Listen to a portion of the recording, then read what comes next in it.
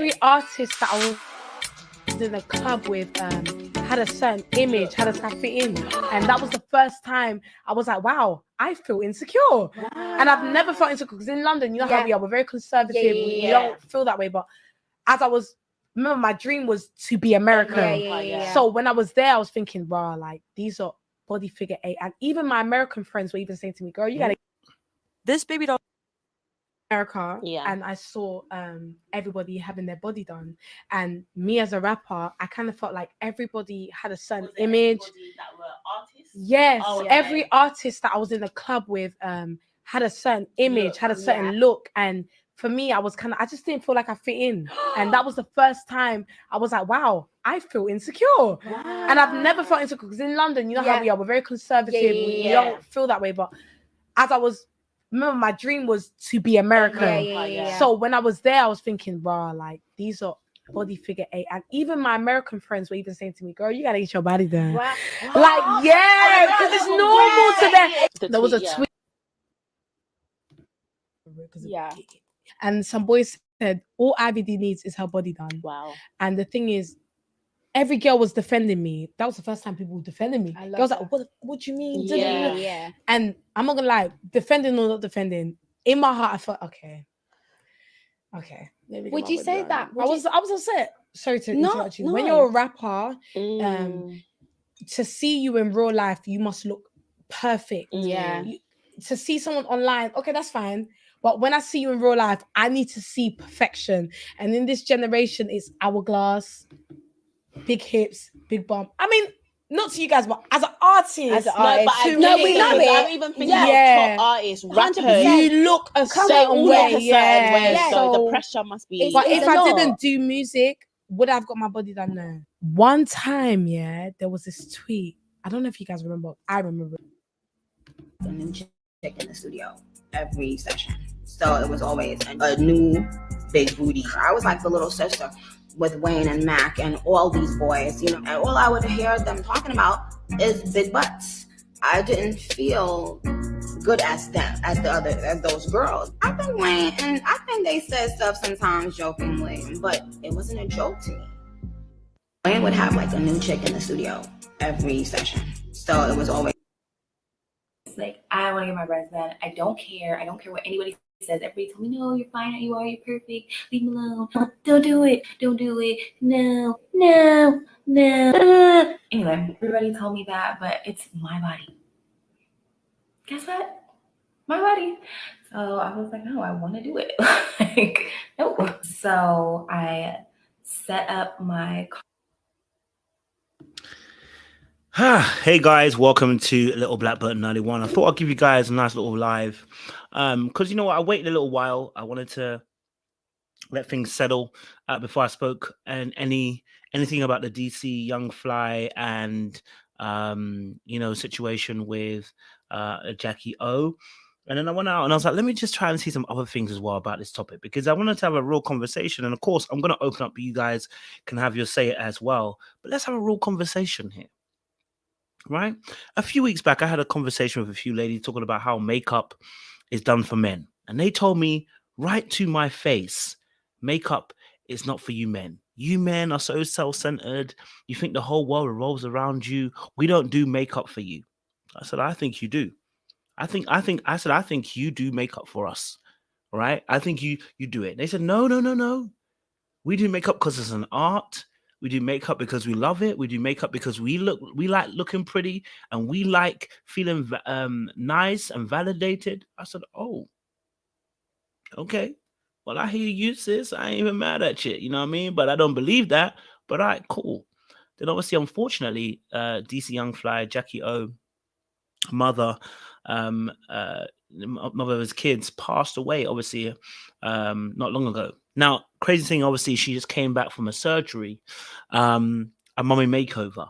Okay, all right. So the situation, obviously, that's at hand now. We're questioning, we're asking at this current time and point is, is who's at fault here? Is it men that are to blame for women getting surgery, or is it the fact that women are doing these things, for themselves? Right? Are they doing it for themselves? Is it for us? or is it for themselves? And if they're doing it, who's to blame when it goes wrong? Are we to blame as men because we're putting pressure on women, apparently? And we're the ones that are in control of beauty standards, so we're the one that plowing on the pressure to women? Or is it that women can do whatever they want and they are free agents and they are grown, okay? It's their body, their life, and they can do what they want. We're going to have a discussion about that. So make sure you stick around, like, share, subscribe, click on the bell button for notification of the uploads. We appreciate you. And we're going to have a real conversation today. Okay? A real conversation today. Now, something else did come up. DC Young Fly, quite recently, unfortunately, a video dropped of his, and it was him talking about women's body. Now, I was not impressed, but I and the timing, whoever's a part of his team is ridiculous for dropping a video about him talking about women's tummies and stuff like that and BBLs when he just lost the mother of his kids. It was ridiculous. Whoever's responsible for it needs to be fired. The time and season for everything that needs to be done. That video didn't have no reason for why it is.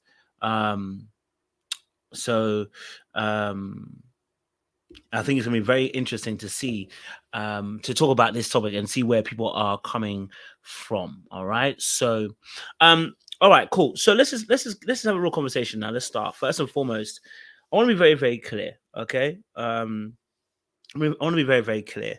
I'm not going to talk much about about DC Young Fly and his wife. It's not really important. I'm going to be very real. A lot of real men, and I'm going to say the word real as an REAL, real men, right, are not advocating for their wives or their partners or their girlfriends to go underneath the knife, right? Real men are not trying to advocate for that. Are there men that want to? Yeah, there are some men who will do that, but I believe the majority of men, from what I've heard, what I've seen, I don't believe we cartel to telling our partners go and get a makeover. Now, are there men that are abusive who mishandle or mistreat their women and that inadvertently sends a signal to go and do that? Yeah. But most men, I believe, who are happy with their wives understand a little bit of a fupa, understand a little bit of a, a little bit of a sagging breast. We ain't complaining. You know what I mean? Real men ain't complaining. We know titties don't stand up. Okay, all right. Like we know, like you grown and you real. Okay, ain't nobody looking for percolated stuff unless you've been watching too much porn and you don't have a real grasp on life, right? The majority of real men understand this aspect, right? Now, of course, different men like different body shapes, and that's a real conversation itself. But with BBL, the Brazilian butt lift, I remember I actually did a video on a Brazilian butt lift. I had a friend who came through. And did an interview with myself, I think about 2 years ago. Really good interview as well. Really enjoyed it as well. So, but I think the key thing here we have to establish first and foremost is the hidden stuff that goes underneath it, right? You just watched a video of me talking about me talking about, well, not me talking about, but the one rapper talking about how she felt influenced to do it because other people around her had got their body done, other women had got their body done. They told him, listen, this is, you have to go down that lane. And I think the reality of the situation, if we start having a real conversation, the reality of the situation is this, okay, all right, is that, and I'm going to say it, and I know some people are not going to like it, but I'm going to say it. And I said this about makeup and everything as well, right? The same thing is this. Women look at other women and look at what treatment those men give those women. And then, and this is not every situation, by the way. There's some people generally it's a different situation. But women tend to look at other women, look at the treatment that other men give those women, i.e. attention, financial currency, okay, all right, gifts, etc. Just better treatment overall because, quote unquote, the girl has a figure or body type or facial structure that men tend to like and are drawn to. And so often what happens is they look at what I like to call a social proofing situation where they look for the most higher powered status type of men within their remit and within their summit, all right, within their environment. So let's give an example here, right? If you were in school, you remember who the popular boys were, right? If you're at work, you remember who the good-looking guys were and who the popular guys were. If you were playing for a sports team, you know who the popular guys were. You know, whatever environment you are, there are going to be people, especially men particularly, who are going to be very popular, who are very much liked, who are wanted, sorted after. Their opinion is the issue. Okay? Their opinion is the issue. This is the issue with situations like this, right? Is that a lot of times when it comes to things like surgery and stuff like this, right? The issue isn't the regular man. You know why? Because the woman doesn't care about his opinion. Right? The woman doesn't care about his opinion. Right?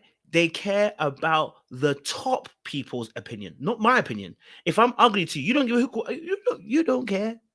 You don't care what my thoughts are. I'm not saying that I can't influence. I'm saying you don't care. Right? Because it's not my opinion that's got weight to it. The one that's got weight to it is the one that you either want, you like, or you've put on a pedestal to say this person's amazing.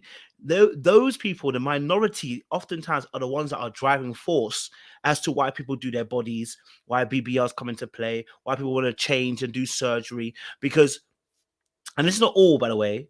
Okay, this is not all. Okay, so just saying.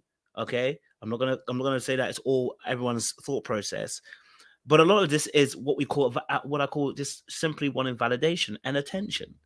I just played a video of Nicki Minaj. She said that Lil Wayne was always joking about having women with big butts, and then she said, "Oh, every night in a studio, ladies will come in and had big butts would come in." Well, what's that got to do with you? Because you see Lil Wayne as a big baller, so his opinion now becomes heavy in weight. You don't care about no schmo Joe walking down the street saying, "Okay, you ain't got a butt," and more than likely he ain't even saying that to you. More than likely he ain't even saying that to you. Let me give you an example of what I mean by this. Right? It is the focus of the individual. For instance, sometimes you can be on YouTube and you have 100 good comments and you see 3 bad comments, but you choose to focus on the 3 bad comments.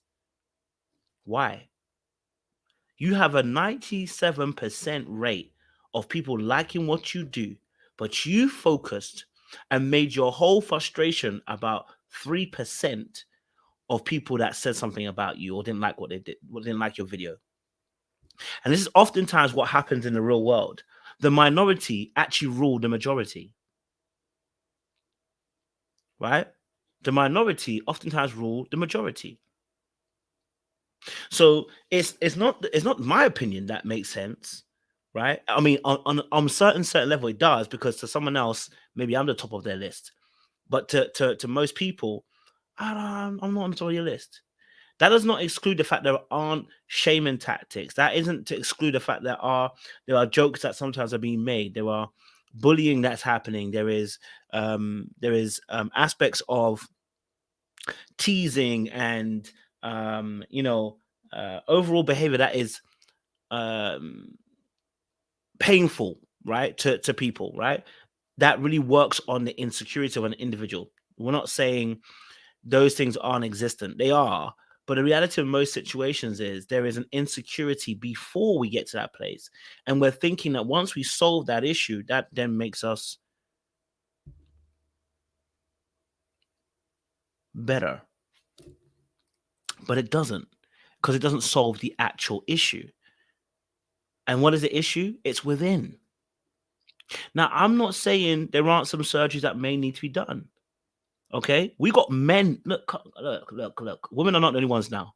Women are not the only ones now. We got men out here doing Negro surgery. Negro surgery. We got men doing Negro surgery. Why?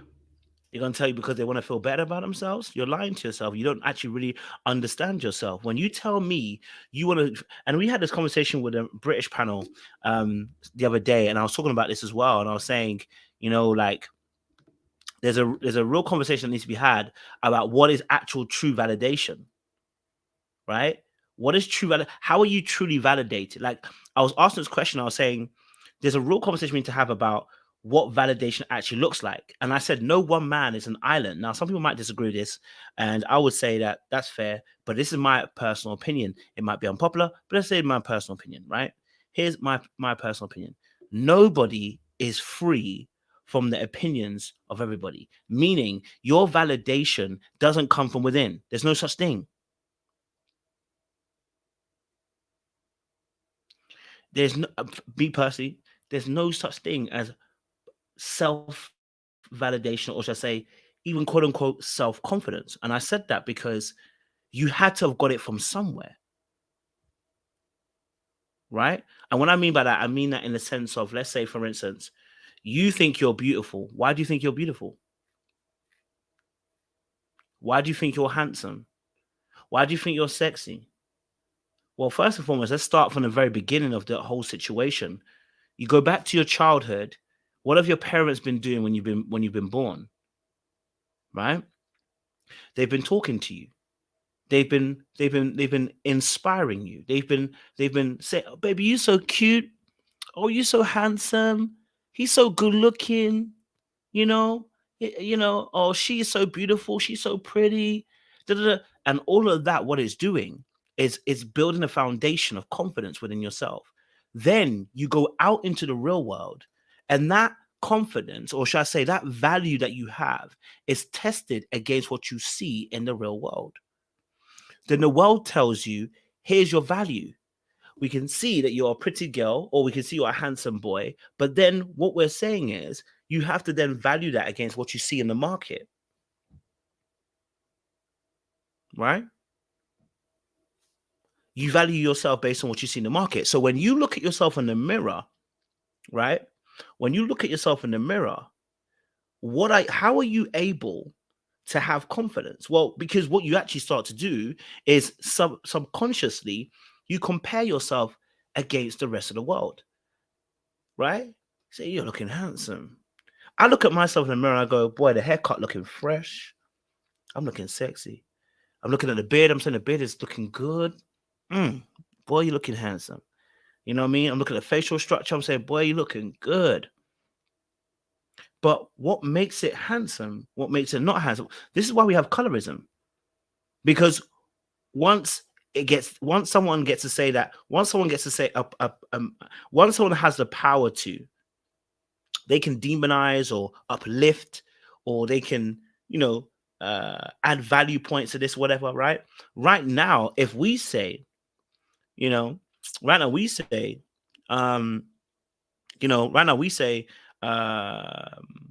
like, for instance, we now say, for instance, if a guy sees a girl, he might say, oh, she got a big bum, right? And that will add a few more points to how buff she is.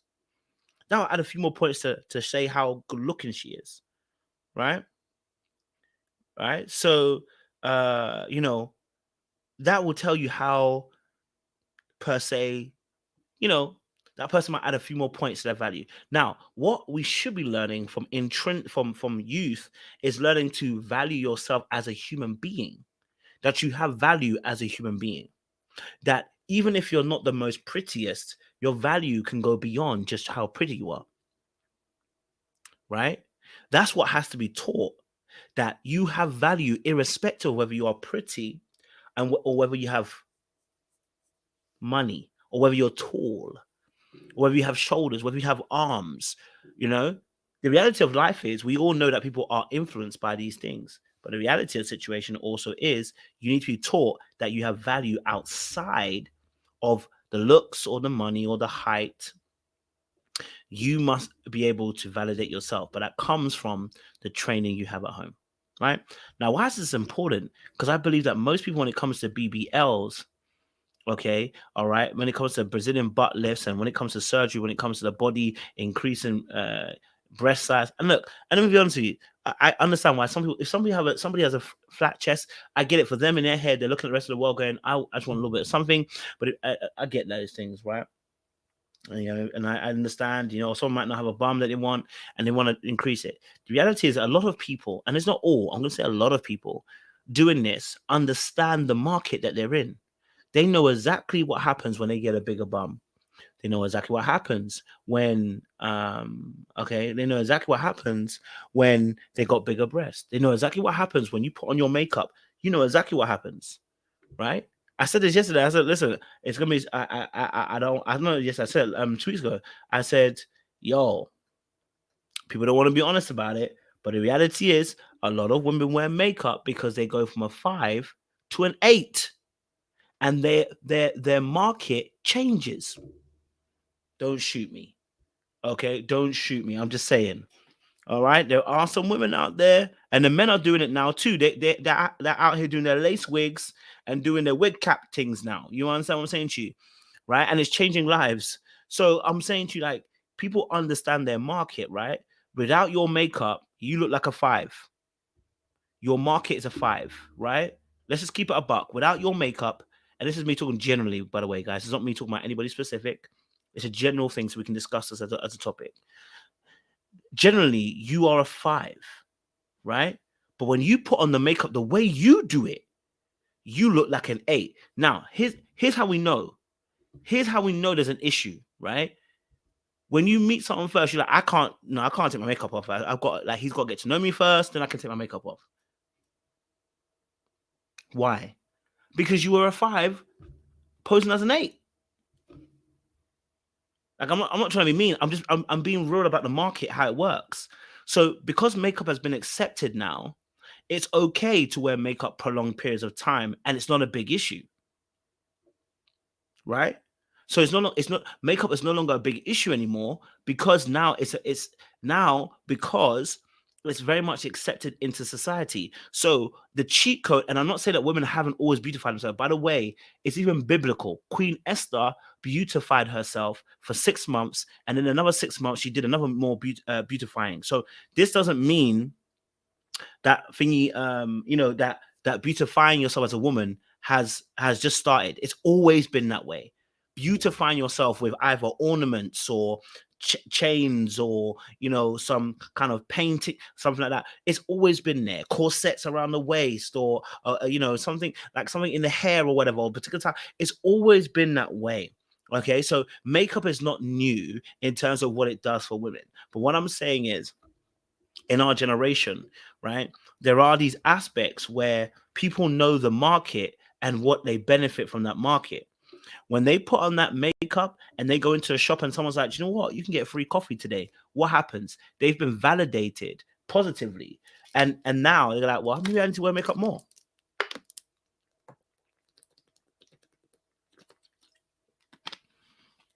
You know what I mean? So now I need to wear makeup more. There are women out there too who will put on makeup, and they know the type of guys they get when they don't have makeup to the kind of guys they get after they put on the makeup. Why would she want to change?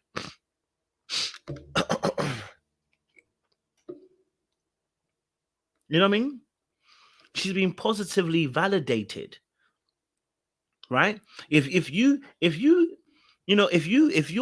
getting benefits when you walk into, let's say you walk into McDonald's, you look like a baddie, and suddenly it's like, guys, like, you know what, you can get free shake on me.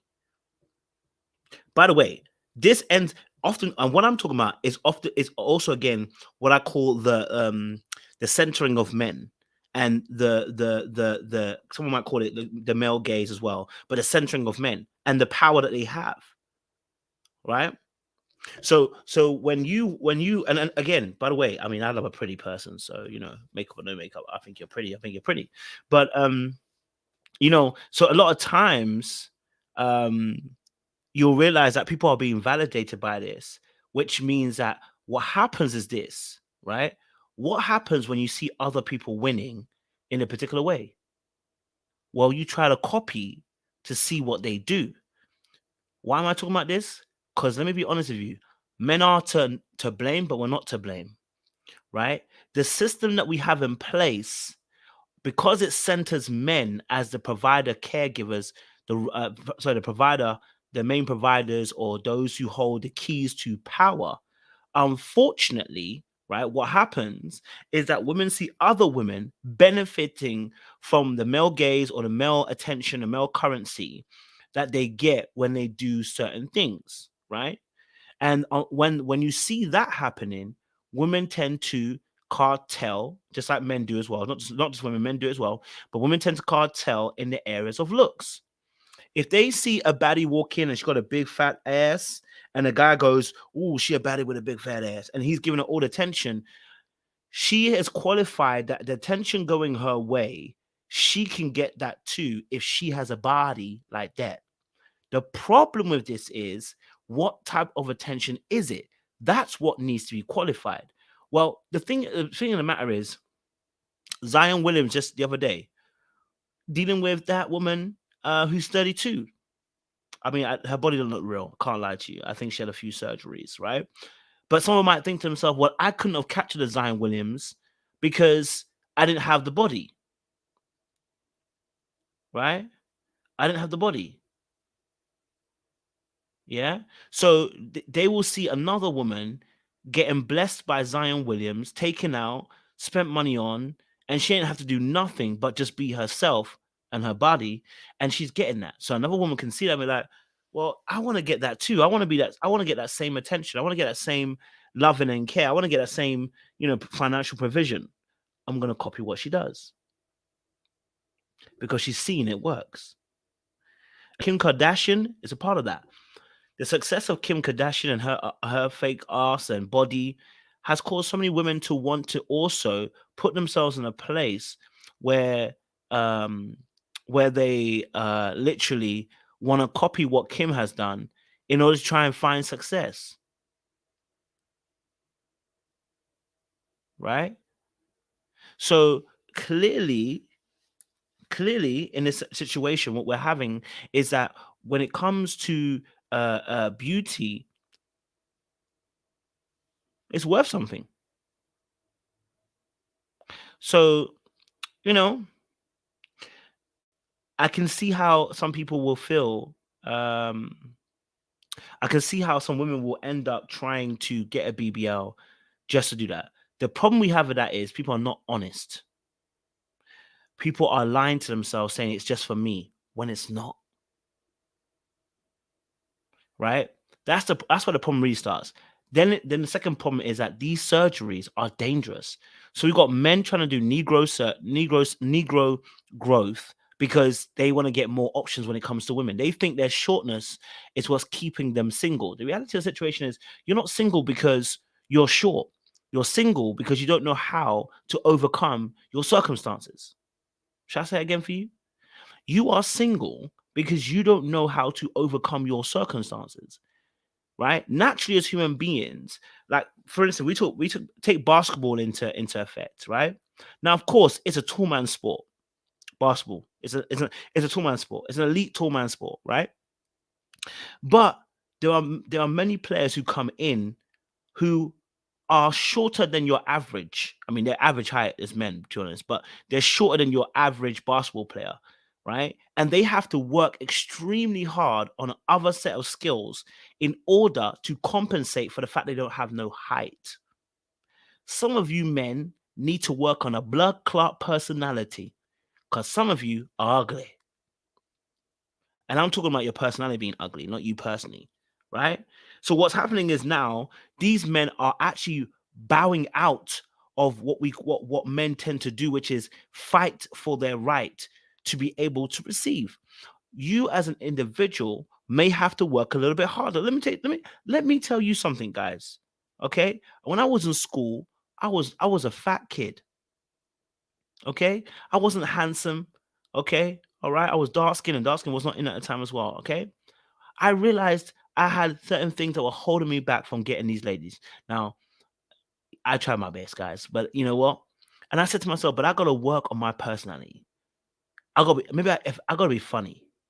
I've got to be entertaining. I've got to be of some use. Okay, let me see what I can be of use with. I started giving girls advice about relationships, and that would get me my attention from them. You have to find what works for you. Now, listen, it didn't change anything. I was still single. I'm not gonna lie to you, but I grew into myself, and I developed a personality. I got older. I learned the mechanisms and the schemes, and I had to understand that being in school is not being in real world. There are overlaps, but not the real world. The real world, when we get older, there are many things that make somebody attractive. Sometimes when someone tells me they find me attractive, I'm looking at like, what is it as a sign about? Oh, okay, no. You get surprised even. Because many people, when you get older, there are many different things as to what makes you or constitutes you to being attracted to somebody. But you think because you're short, you can't get no gal. The problem is you are the problem. You're in your way. You're unwilling to put the work in to overcompensate for the fact that you're short. You see what I'm saying to you? Right? You see what I'm saying to you? Right? And the same thing can be said for women too. Don't because I'm getting on the men, don't think ladies are not going to get onto y'all.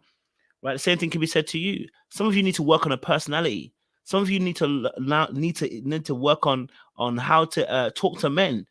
This BBL thing you're doing is not working. You know what I mean? Of course, it gets more men and more milkshake to the yard. It's downright, it's better than yours. But again, what kind of attention does it bring? That's the key question. What kind of attention does it bring? So I think there are parts where people need to work on inequalities first. And as a woman, I would say to you that you need to work on your inequalities, especially because when we talk about who looks good, now look, let's keep it a buck, right? Let's keep it a buck. When you're walking down the street, I'm going to care about how you look. You're going to do the exact same thing. But when they get talking to you, and women say this and men have said this, when someone's just got when someone's just got confidence, or there's something about them, just a calmness or a peace about them, or they just got so much love in them, they've got some kind of trait that makes their beauty from within shine outward, that you see them differently.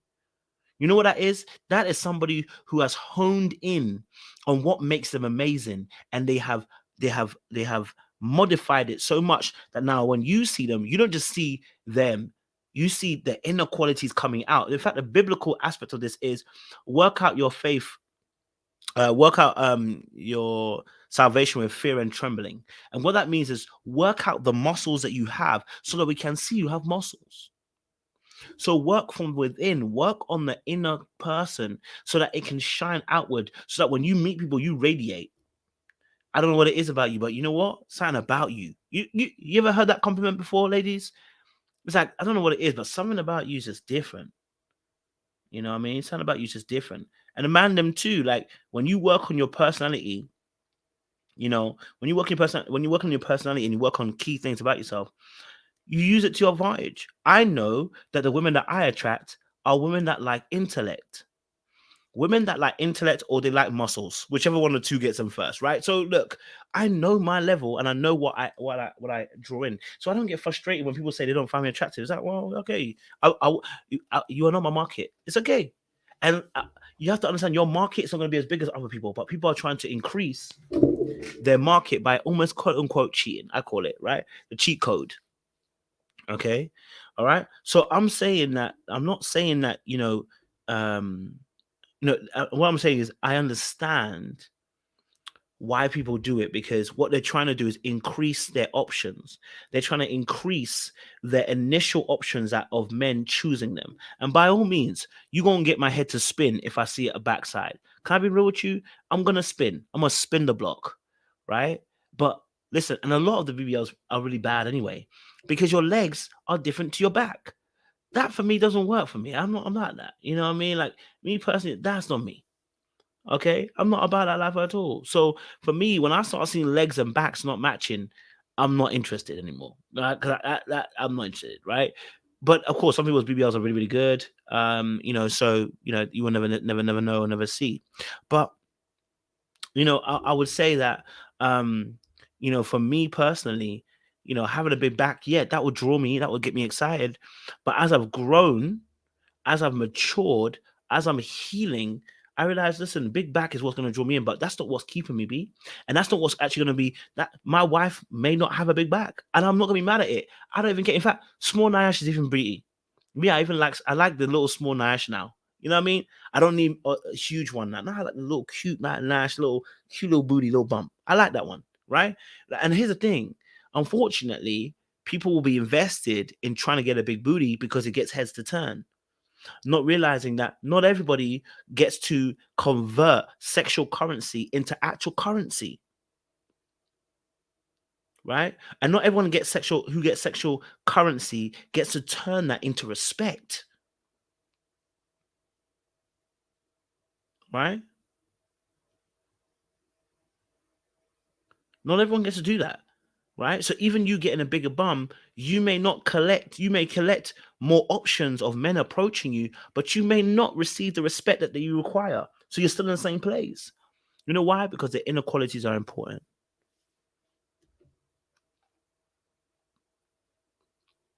You know what I mean? The inequalities are important. So there's a lot to discuss. So for me personally, who's to blame? Look, I'm talking about both the men and the women are partly, right? Because we as men uphold patriarchy and uphold beauty standards. But the reality of the situation is beauty trends shift and move. And it's not always to do with men. Sometimes the trend just changes. Right now, we're changing our trends. Bigger bums are even coming out of fashion now. What we're now looking for is women with the cute waist that can wear certain jeans and, certain clothes now, right? That's what's now being in. Okay? That's what's now coming in. Like, it wasn't long ago in the 90s, okay? It wasn't long ago in the 90s that it wasn't even big bums per se. I'm talking about the early 90s, from the 80s going into the 90s. It wasn't even, when I watch the music videos, they're not girls with big bums, It's girls with, I would like to say, they have a bum, but it's not like what we see now. You know what I mean? It's not like what we see now. It's changed because as time goes on, different things are considered to be beautiful. Beauty, and I say beauty can shift on a scale, right? So yeah, we're seeing all these BBL bodies for now. Give it another 5, maybe 3, 4, maybe even another 2. We don't even know. It's going to shift again, and it's going to be like, we want athletic bodies. That's what's in right now, right? So, it's crazy to kind of see. So it's a political situation when we're talking about this. So people are like Keisha Cole has been talking about it, where she's now going back to a natural booty. Why? Because it doesn't serve you. Right? It doesn't serve you. Do you know what I mean? People are going and getting their stuff done, and it's dangerous.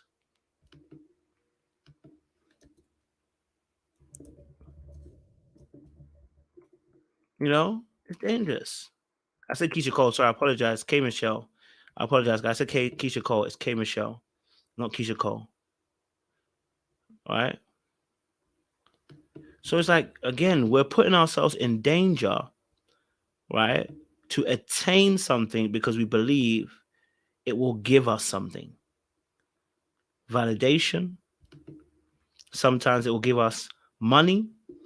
It will give us attention, right? But it won't change your inner person. So whose fault is it really, men or women? Well, I want to say, like, listen, as men, there are aspects of our behavior which I also do agree with. For instance, when I'm on the internet, on Twitter can be a mad place, Go or post up something, and sometimes you might see someone say, she ain't got no back, and say it out loud. I'm like, this is the kind of stuff that don't help people. It don't help their mental health. Okay? Yeah? It don't help their mental health to be dropping that. If you know you can't say anything, don't say anything at all. You know what I mean? If you don't have anything nice to say, don't say anything at all, right? So that's something that men too. I'm gonna say I need them to be able to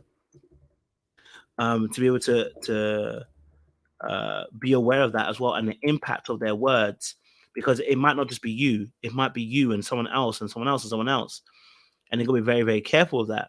Now, the other aspect of this thing is as well is that, you know, for women, there must be some accountability that has to get taken, right? And I say accountability because if y'all tell us that us as men, you ain't getting your BBLs for us as men, then who are you getting it for?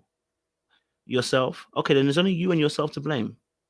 Don't blame beauty standards. Don't blame men. Don't blame patriarchy. Don't blame anybody else. If you saying you getting your BBL for you, then I need you to be aware that you're going to be responsible and accountable. So whether it goes right or whether it goes wrong, you are the person to blame, not men. Right? So it works two ways. I definitely believe that we have a part to play. You don't say, if you don't have anything kind to say, don't say it. You don't know what someone's going through.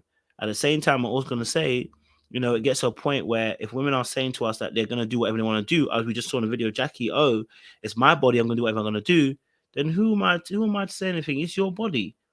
Yeah, I can't tell you what to do. It's your body. So you're doing whatever you want to do. So, you know, how can then the man be to blame?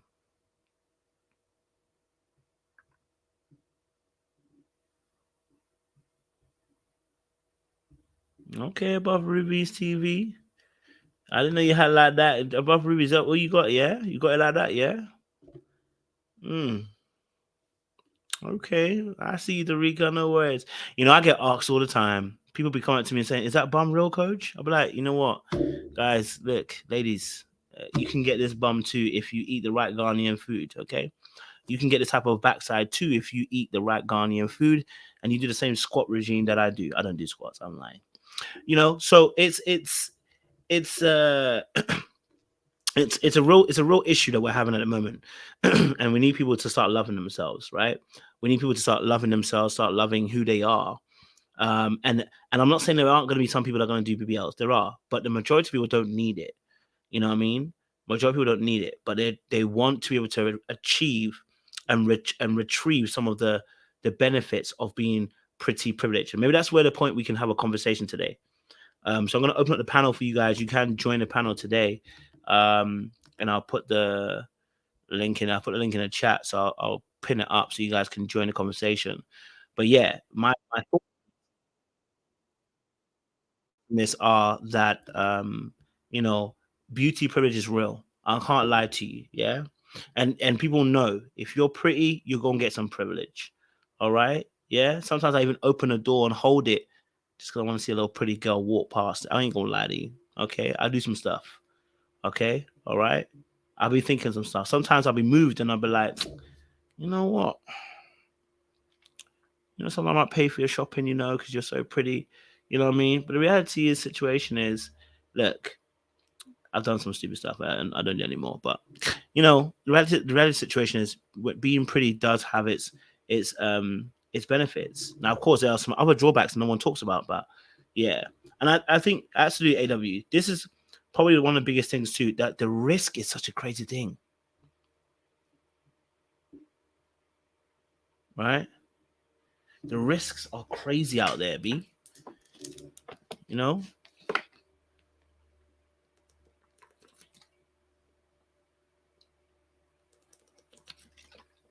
The risks are crazy out there. You know? People are dying. People are losing their asses. People are losing their thighs. They are losing their body parts because they are going to places where they're not even licensed and stuff. It's dangerous. You know, you could die on the operating table. You could die after the operating table. You could die, you know what I mean? Like, come on, like, yo, this is a dangerous procedure which you can actually die from, but you're willing to die to have more beauty so that you can have more validation. Oh. All right, let me put a link in the chat and then I'll open up the panel. My throat is hurting. That's why I'm talking so softly, guys. I'm not trying to put it on for effect. My throat is killing. Okay, because the heat that came today, I don't know, the humidity was madness. So yeah. So that's why I'm talking so softly, guys. Not because I actually want to talk softly, but my throat is hurting. Okay, so This heat be getting us badly up. Okay, let me get someone up, and then I'll put it in the link in the chat. If you want to join the conversation, guys, by all means, join the conversation as well. So, just quick announcement too. Listen, don't forget as well, guys. You know, my Cash App is there because you know I want to be celebrated. I'm not going to deny it. Okay, so don't let me start having to ask for the seed from you guys. All right, but you can support the channel. You can donate to the Cash App because you know some of you might put it in the chat. Hey, I love the fact you guys put it on the chat, but let's be real. YouTube takes 55%. Okay, all right, we need to stop them taking that. All right, so if you feel blessed and love the content, don't send it into YouTube. Send it to me by Cash App. It's just easier because we get all the funds. Okay, all right, yeah, we appreciate you. All right. Secondly, as well, guys, don't forget there is our merchandise. Grab yours as well, guys. All right, yeah, grab your hoodies, grab your bucket hats, grab your you know your jumpers and all that kind of stuff. Go and get yours. Okay, sit on the bench and heal. You know, we're gonna have a new one coming out called Have Some Shem and Have Some Class. That's a new one coming out, but we'll have that coming out soon as well. But yes, if you want to join the panel, again, I've put the link in the chat. You can join the conversation. We are currently talking about who's to blame for women getting surgery like BBLs and stuff. Is it the men? Is it the women? Is it a bit of both? Like, what's your viewpoint? We're talking about pretty privilege, you know, as well and stuff. So, you know, let me know what I want. You know what I'm saying? So, yeah, okay. Darika says she's waiting on crop tops. I don't know if they do crop tops, babe. So what you can do is to get a top and then cut it and crop it. Okay.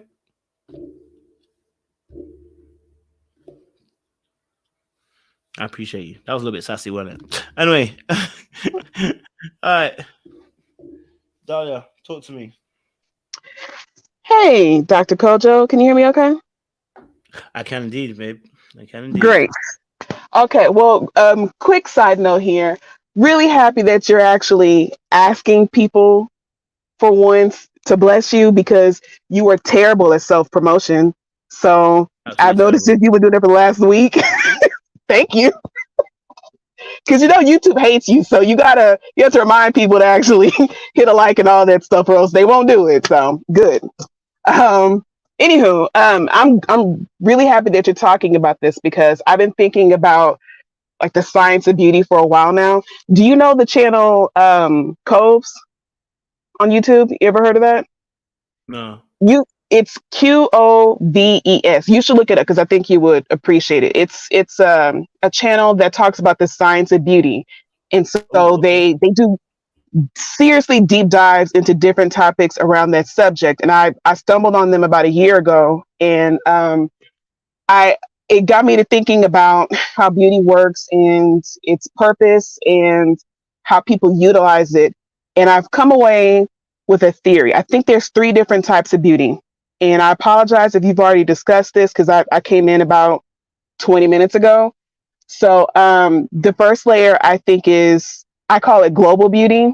And by that, I mean, there is like a classical objective standard of beauty that I think everyone around the world agrees on, right?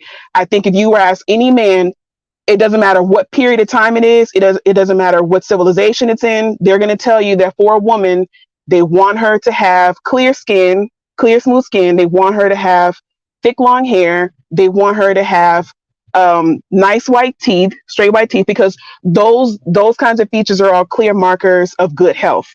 And that's what they're considering when they're thinking about who they want to be as a mate, right?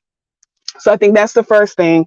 Then I think you have cultural beauty, which changes depending on what culture that you're in. Like me and you, because we're Black, you know, the men in our culture, they appreciate a nice butt. They appreciate wide hips because generally speaking, the women in our culture have that. They like full lips because that's what we normally have.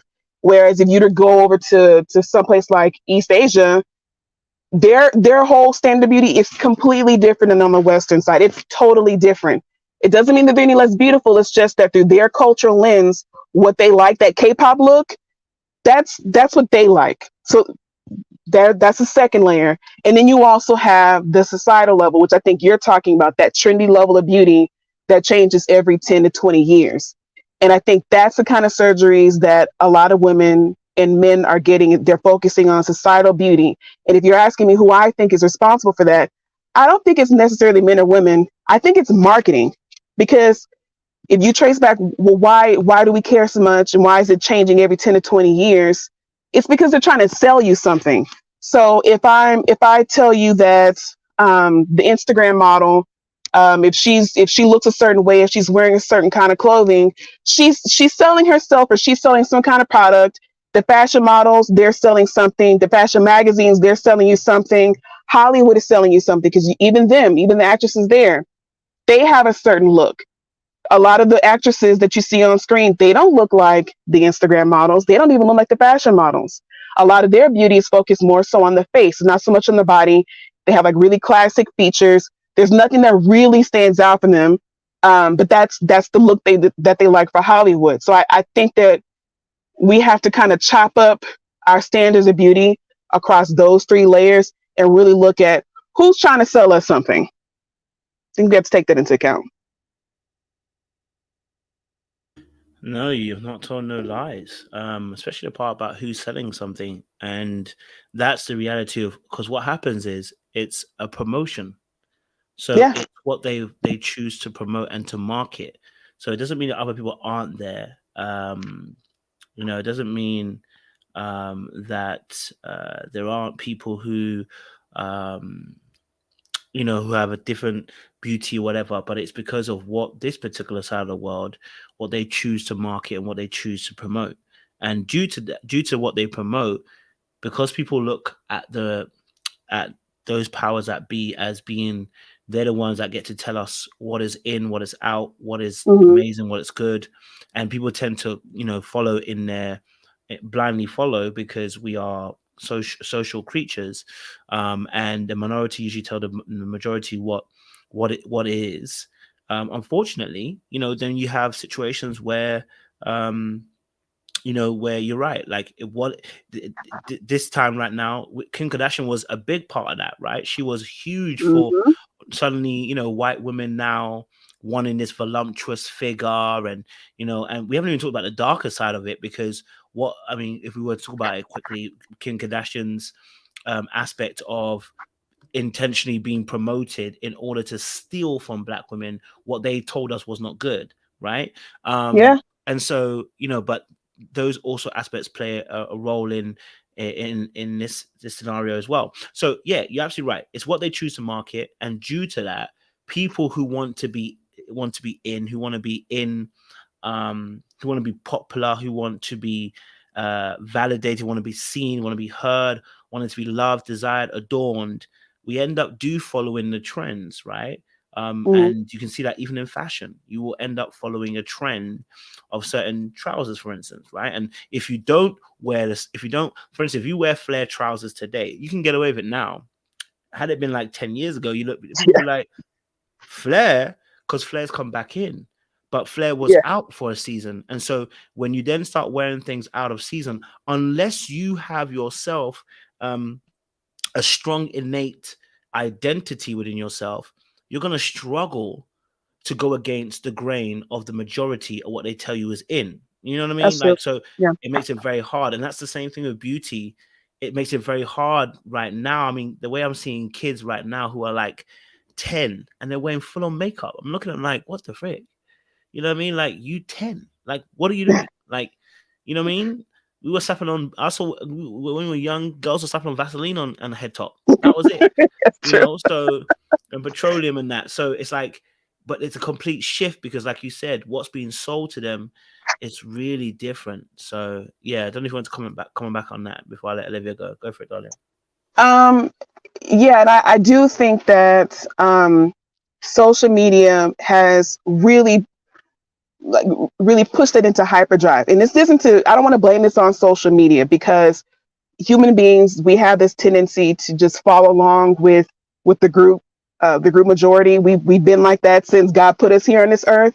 So I don't want to blame social media for that. We've been doing that, but I do think that social media has really it's put it in hyperdrive. It's also kind of flattened the playing field. So now it's like this idea of what is supposed to be beautiful has now spread out across the entire globe. So now everybody is having the same look, like that Instagram look. And I know you know what I'm talking about. That Instagram look, it's like everybody and their mom wants to have it. And I'm tired of seeing it on my screen. That there's no appreciation for a unique look. There's no appreciation for cultural beauty, especially if you go over to like the Middle East or the Near East, places like Turkey or Israel, those kind of places. All those girls over there, they get nose jobs. You essentially cut off the thing that connects you to your ethnicity and to your family. So what made you unique, what made you look like the Kardashians? They did that. They looked Armenian at first, and then at some point they all got nose jobs. So now what made them look like their dad, they no longer look like them. They no longer look Armenian. It's uncanny. It doesn't even look human at this point. And it makes me sad because it's like there was nothing wrong with your face, but you're trying to fit this standard of excellence in beauty that is impossible to maintain without surgery. That bothers me. So yeah, I'll leave it at there. And I think just to add on that before I pass it over to Olivia, I think what the key thing here is that, and you mentioned something again, which is really powerful, talking about the Instagram look. And the problem that we have now, which is, it was a benefit, but it's also from a problem, is that there were certain looks that were reserved for the elite, right? And there was a huge gap between the elites and us. But now we have social media. The elites are not the only ones who are influencing people. You have your everyday person who you have seen on the street with you, who goes about their normal day, who now has 100K or 200K or 1 million followers on Instagram, who's now an influencer of the world too. So like you were saying about this Instagram look, right? They get the Instagram look and they're getting all this attention and all this current financial and currency and all these deals and stuff like that, right? They also become part of the machine. But now the machine is much closer to home. So you're not just being programmed through your TV where you can go, well, I'm going to turn off my TV and you know what? I'm going to live my life. Now they're like, no, you ain't just going to watch TV. Now you're going to be on social media and you're going to see these fads that are going to come in and out on a beauty aspect. And you're going to see it right close up and personal.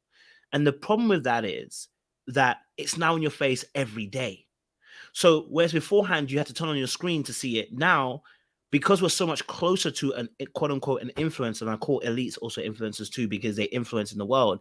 Now that is right in front of your face. So it makes it so much more difficult to say I want to exit the matrix unless you want to exit social media, something like Instagram or something like that. And I think also as well and you're right as well, the looks have, everyone's got there's a look that now I'm seeing, even us as Londoners, we have a joke about the women look like they're from London, because all the Londoners are wearing the same clothes. All the black people, I mean, it's not black people because I don't know about white people, but for us as black people, there's a look now. We're saying we know you're from London because you all wear the same type of clothes. And the reason being is because, again, many people are, I don't want to say they're lazy, but I want to say that because these influencers are so much more closer now, and there's so much more access to information readily, that people are not willing to experiment with their creativity. So when you're wearing your clothing, you're now trying to fit the narrative that they've given to you through influencers already. And so whereas beforehand you might have been like, do you know what, I see what he's doing, but I'm gonna add a twist to it. Now it's like, no, I'm just gonna copy what he's doing. Do my thing. You know what I mean? I'm just gonna copy what he's doing. So I think that's also important as well. Let me get Olivia in because I haven't heard. Olivia, what's your thoughts? We're talking about well, you see the title, Men Are to Blame for Women Getting Surgery, even though women don't do it for men. But I want to get your thoughts. What's your thoughts, Olivia? Well, first, I would have never thought I would have called in. I usually just talk to the TV when you're talking and having these panels.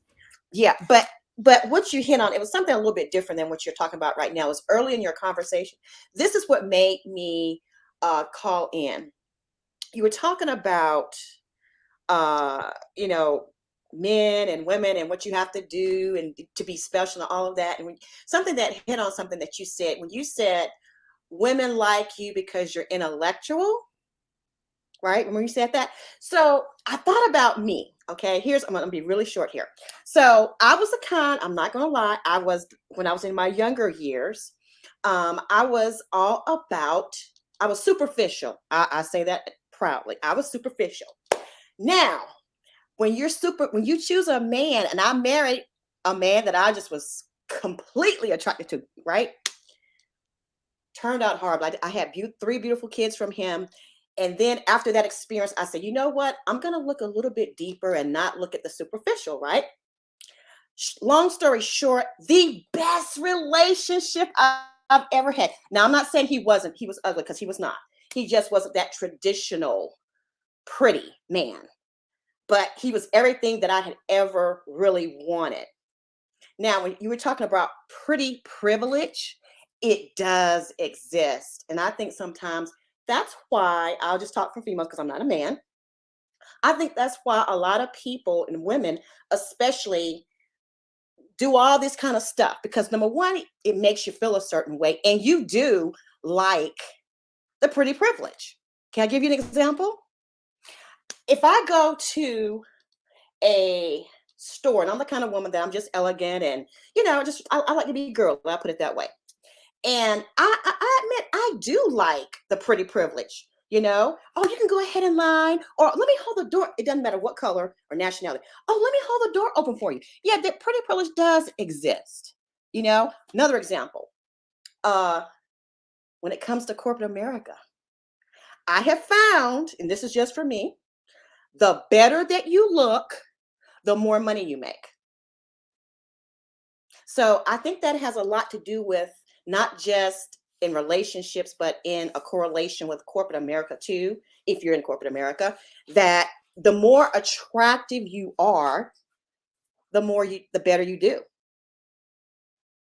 But you just hit on something that just really just resonated in my spirit, because you really were talking about me and my story. And I'm going to share that story because I think a lot of times when you're in a bad relationship as a woman, sometimes it can hinder you from future relationships. And the person that I ended up with walked me and prayed me through all of that and made me realize all men aren't like that. And he told me he don't speak for everybody. So I just want to share that. I'm going to say, I hope you have a panel about this and go a little bit deeper, because I think I've noticed my daughter got me watching you. First of all, she absolutely thinks you are the most gorgeous man in the world. And I like you because I like that intellectual thing. But here's the thing. I hope you have a panel about this, because I really think it's something, with relationships, it all ties in, just have that sometime. I would love to join, because I think there are a lot of women out there who may feel hopeless. I'm probably getting off the subject here, but there are a lot of women that feel hopeless because they've had bad relationships. Ladies, please, please, they're out there, but they may not be in a pretty package.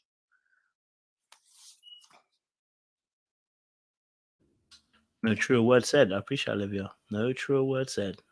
Thank you for sharing that. I appreciate it. Great. I agree with what you're saying about the Instagram. Oh, one last thing, Dr. Koja. One thing that really gets me, and I'm a tailor to what Dahlia was talking about, and I hope I'm not mispronouncing your name, Dahlia, is about the Instagram things. What really gets me with people sometimes, and I've had this happen, they're saying, "Oh, do you really look like your picture, right?" And when they meet me, I'm like, "Oh, you look exactly like your picture." It never dawned on me why they said that, because of all the filters and all of that. So, Dahlia, you were spot on. I agree with what you were saying too. So, thank you for having me. I'm hearing you. Thank you very much, Olivia. Thank you. I appreciate it. Yes, Dahlia, do you want to jump back in? Go for it. Yes, I wanted to comment. And cover me. I need to go to Luke. Cover me. Okay. Cover me. Let's go to Luke. No problem. Okay, so I'll be Nurse Dahlia for today. Dahlia. I'm good. How are you? Great. Nice to meet you. It's nice meeting you too. But I liked what you had to say, and especially when you were talking about how pretty privilege gets used in the workplace.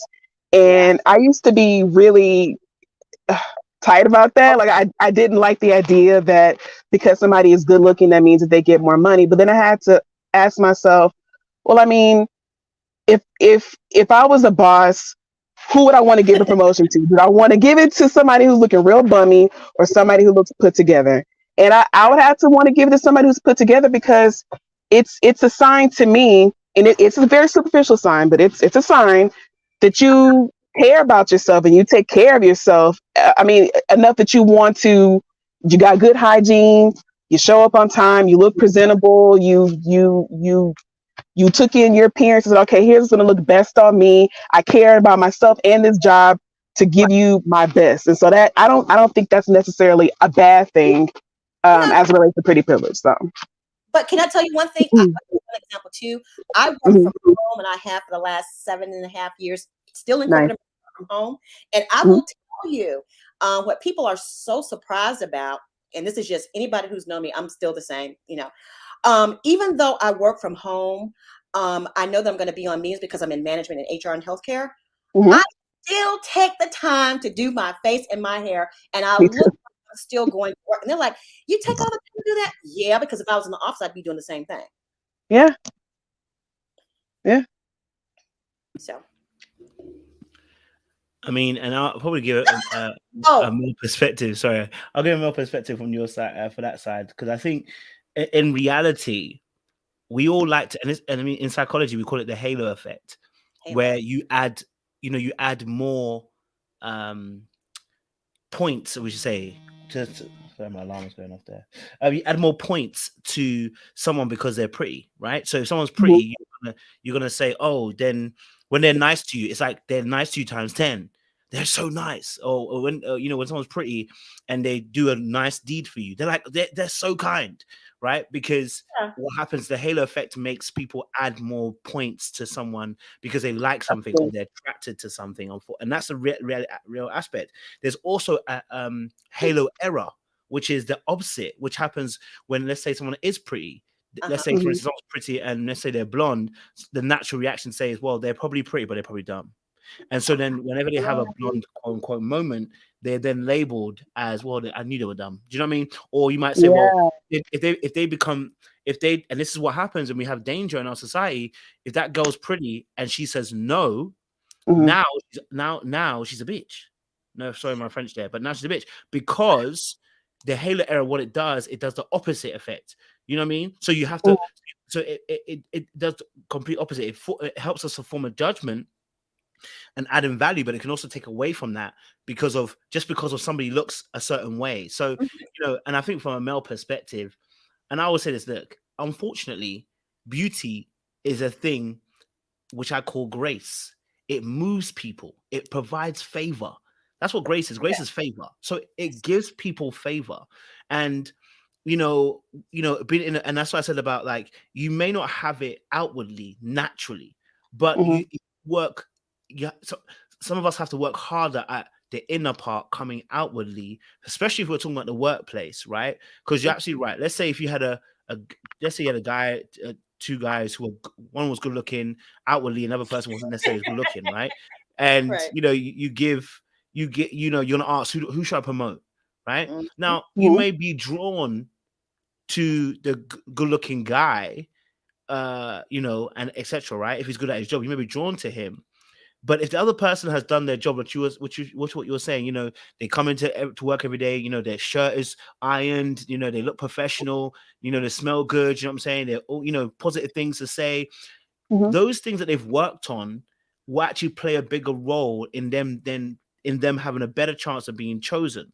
So looks do play a part, but it's not everything, as you're saying, and I think, as a man, I'll be honest with you, I've seen some women and, I'm like, raw. It could make you do something. You know what I mean? Like, it's just what it is. Like, I can't admit it, so, yeah. I don't like the misconceptions about if you're perceived to be pretty or very attractive, because, I mean, and I'm sure if you're intuitive, you can tell I'm a very outgoing person. And people still think, okay, well, they like to use that B word, because now I don't talk to everybody. It's not that I feel I'm better than them. It's just that, when you're ambitious, your conversation is just not for everybody. It's not that you're putting anybody down, and I'm very selective who I talk to, because everybody don't want to hear my conversation and everybody shouldn't be in my conversation. But I think a lot of times I've heard a lot of people, say, oh, you really are nice. Well, why would you be surprised that I'm genuinely nice? because people who look like you, and it's like people who look like what? Everybody's beautiful to me. I think everybody is beautiful in their own way. You know, that's how I know you don't like that, so don't do that, Dr. King. You ever heard this thing, beauty is in the eye of the beholder? Well, okay. Well, I think that everybody, there can be something for everybody. Okay, I really do believe. Don't do that. Everybody, God made everybody beautiful in their own way. But now, these exceptions that and even I have a friend of mine that says, a male friend that says, I'm sure they would like to approach you, but they are intimidated. I've never heard such dumb stuff in my life. I've heard that too. Yeah. Just talk to you. That's dumb to me, but okay, that's another conversation. I didn't mean to get off on that. Wait. You're saying what?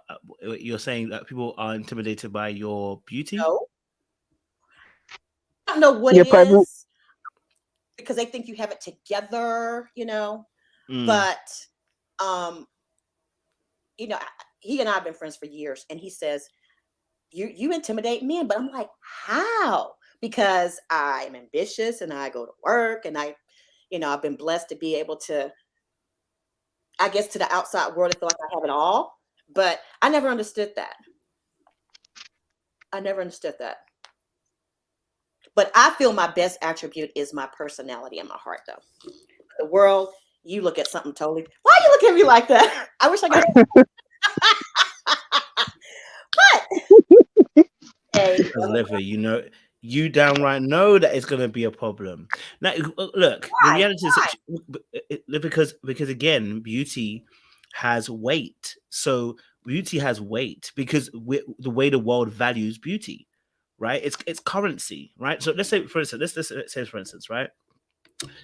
The finer you are, and I think this goes to what Dahlia's point earlier on about we can talk about, beauty that is universal, right? The finer you are, the more you can command. The more that you can call for investment and capital, right? Whether that is manpower, resources, or whether that's even finances, right? So naturally, right, if you're a beautiful person, you can command more from the opposite gender because your beauty is now something that can be, I don't want to quote unquote say be bought, but it can command more of investment from the opposite sex, right? It's because it has a value. It's a commodity on the dating market, right? When you're dating, you are filtering people and you're looking for certain value, but you're valuing it based on, oftentimes from the start, what they are facially, physically. So naturally, as men, we are looking at someone and we're going, okay, if she's a really pretty woman, it must mean, because remember, I'm not doing it in isolation. If I think she's mad pretty, there must be 100 other man, 1,000 other man, 100,000 other man who think the exact same as me, which means now you are now highly sought after, which means now your price goes up even more. So now I have to think, do I have the finances? Do I have the finances, baby, to even try and play this game with old girl? Because, she's going to command a lot from me because she now knows. And here's the biggest thing. You now know that you can command 100,000 men to want you. So this now means that when you are asking for requirements from the opposite sex, you're not asking what someone else is asking. Like if you go into a job now, if you know that your level's 100K, you don't go into a job and say, I want 80K. You say, well, my level's 100K, right? Because you now know what your worth is. And it's the same thing that happens in dating. So as men, yes, naturally they will, and men will never say that. Some men will never tell you the 100% truth that they're intimidated by your beauty.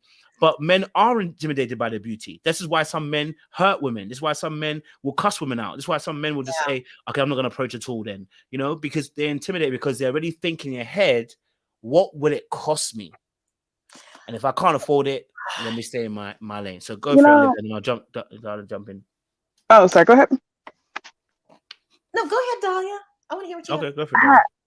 This is really interesting because as you were talking, I was thinking to myself, beauty is really the only, it's really the only thing that we have that's, you didn't do anything to deserve it. See, it's one thing for somebody to be intimidated because of your lifestyle, Olivia, because of, the work that you do or anything like that. But that's something that you actively work for. Even something like your style or, It's something like that. You work for it, right? There was work that you put into it, but beauty is strictly genetics, right? And it's a real toss up because you can have two beautiful people get together and have an ugly kid. It really is like Kojo was saying. It's a gift. It's straight up grace.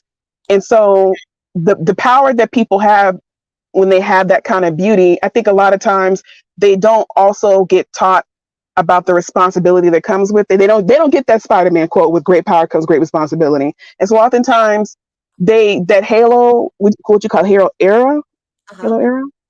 I think that's unfortunately that comes into play because there's so many people who are beautiful and they've been beautiful since they were kids. They got told their whole life that they're beautiful, but they never got told how to actively wield that power responsibly. And so they're little monsters. Like they never had to work for it. So it doesn't really mean anything to them. And so I think, I don't know, it's really interesting, that particular gift, because it's, how do you teach a kid to wield that responsibly so that way they can actually do some good with it? Like Queen Esther.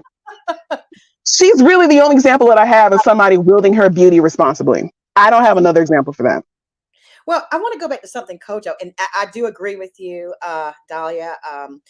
I think I'm definitely not the norm, and I don't try to be, but something that you said again, Dr. Kojo, fiance that passed away that I was telling you was a wonderful man. Now, we went to college together, right?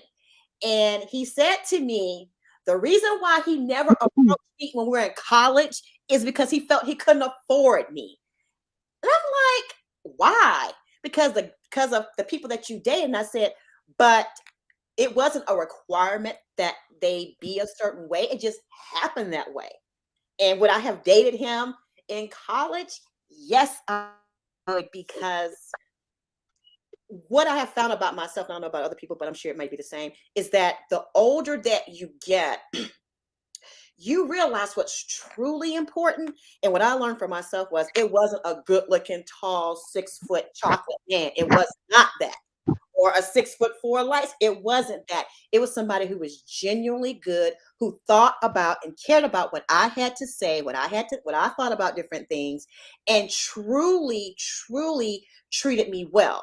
So I tell women all the time, if I would rather be treated well than be standing next to Mr. All-Star any day. Any day. Best relationship I've ever had. And I'll be happy to share my age. I am 57 years young. I thought you were in your 30s. And I feel like I'm in my 30s. So yeah, but I'm not going to lie about my age. Yeah. I appreciate it, Olivia. So, okay. So question though. Yes. Question. So obviously he said a real thing there. He said, he wasn't sure he can afford you. Now, key thing here I'm asking then is then, like you said, as you grew up, you realized that, you know what, you didn't need to be with the all-star, But when you were that age, is that how you thought? Well, like I said, life is a great teacher in either a great form or not so great form. Okay. And like I tell people, I would tell any young lady, you need to write down what you truly want outside of the superficial, because anything can happen in life where that would change. The things that really, really matter are not the really superficial things. To me, what I found out was more important was how that person treated me. And I'm like, oh my God. He's like, you're a queen. That's how you should always be treated. I mean, never. And so now, I find myself, I still have my standards now, but, my sister say, oh, nobody can ever live up to that. Well, if they don't, then, hey, I'm not saying that they have to be like him, but they have to have certain traits. And one of the biggest things for me is, yes, you have to be smart, and we have to be able to talk, because can't you tell, I love to talk, and I like for somebody to talk back to me. It's not just a sexual thing. I mean, that's just the icing on the cake, so to speak. But if we can talk and friendship is very important too. Friendship is very important. And you want to have to go the same way. If you have one person who wants to do one thing, and you have to really encourage each other to be still individuals, support each other in your dreams. And I think it's one of the most beautiful things in the world. And if something happened to me now, I can say I've had that great love that people actually dream about. Now, was it a perfect? Nobody's perfect, but it was perfect for me. So no, when people say, oh, do you care about looks? I truly don't. I don't care about that anymore. Because to me, in my mind, I signify it's defined with being mistreated because everybody wants you. Give me the intelligent man who can appreciate me and let me appreciate him. We're good to go. Yeah, I hear you. I mean, I hear you. It's a few years late though for us as men, but I hear what you're saying. Okay. All right, because we needed that when we were 17. Okay. Yeah. We know when we were 17. You were talking about the butt. Now that's something you always talk about. And I think it's so funny because I'm the mother of 4 adult girls, right? And that's one thing I've always been so conscious about, right? And they're like, Mom, they're paying good money to get what you have. And I'm like, ugh, and women, you don't want to always be objectified like that. But I noticed you talked a lot about that and how maybe it doesn't matter as much. Now it's natural. I don't believe in that cosmetic surgery. I don't doubt anybody or down anybody who does it, but it's not all mine.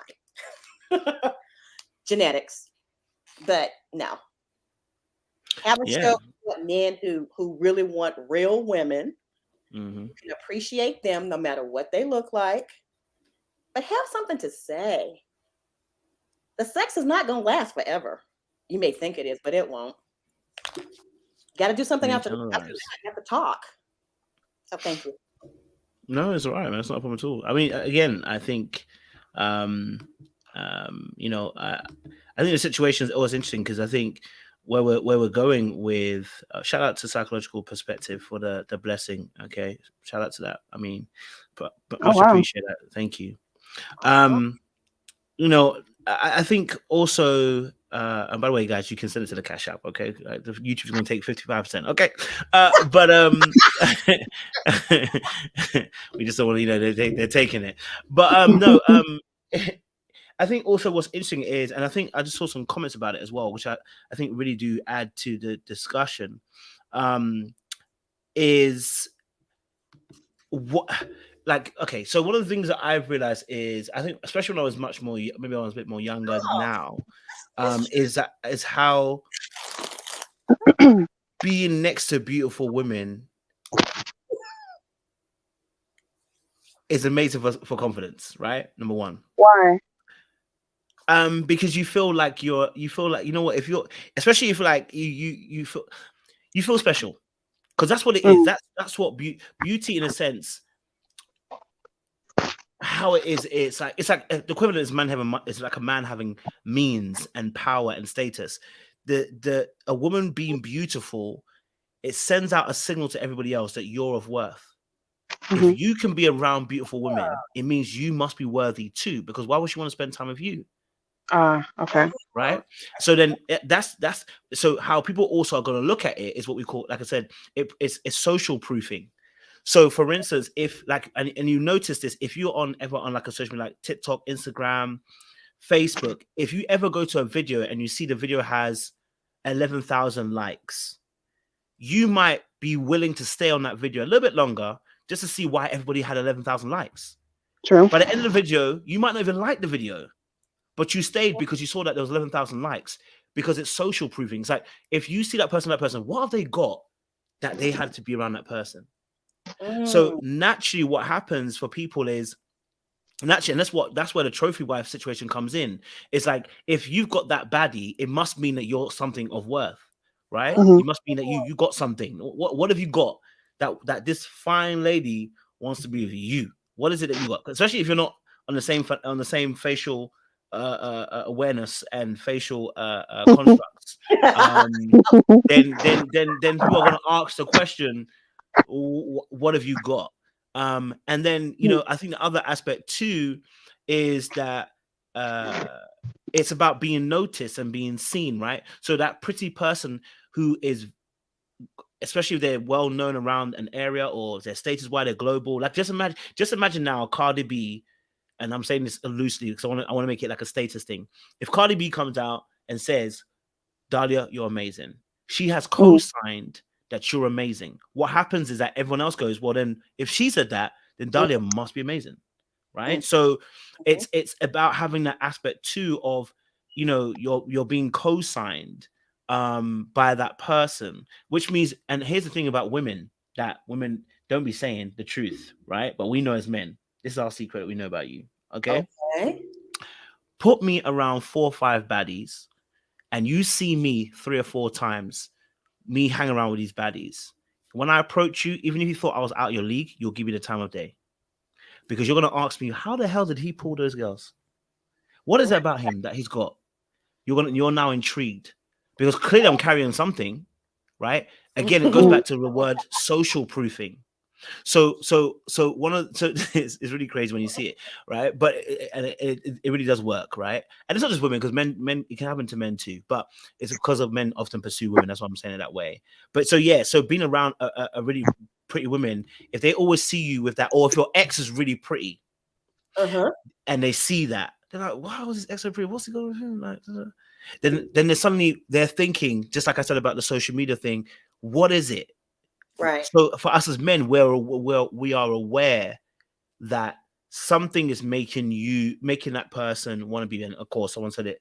Oftentimes, it's the money situation. He must have money, right? It's either money or strong D. You know exactly. You know what I mean? Like, it's a demon in the bedroom. Like, you know what I mean? Like, and it's woo. Yeah, that'll do it. You know what I'm saying? So there's that thought process. So for us as men, we know that having a baddie also means that for us as well. And other men also give you validation. That's my final point. If I let you guys jump in. Other men give you validation. Like, I'm talking about big boy validation. If they see you with a fine girl, brother, is that you, yeah? My Donny, that you, yo, you got some game on you. And they don't question whether you got it with money, whether you got a BD. They don't care. As men, we don't care how you got it. We're not asking those questions, bro. The fact that you have it, brother, you're A1.